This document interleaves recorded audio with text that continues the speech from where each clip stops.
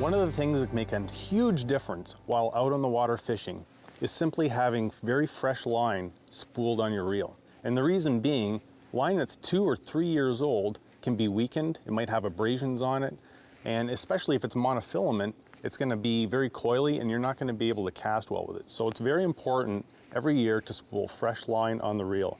This is a Rapala R-type reel I have here, and it really makes a big difference to have fresh line spooled up. I like to do that with all of my reels. Now, there's Suffix 832. It's a terrific line. It really lasts a long time, but even though it lasts a long time and it's very durable and retains its strength, I still like to change it up every year because it gets a lot of use. Something we're using today for the lake trout is a fluorocarbon leader. Now, this is 10-pound Suffix fluorocarbon leader, and it's really important to have about maybe 6 or 7 feet of fluorocarbon to the braid because it has low light refraction qualities, and the fish don't see the line and they can actually concentrate on the lure without spooking. We're fishing some pretty deep water for lake trout, and it's important to be able to feel those subtle bites with the braided line.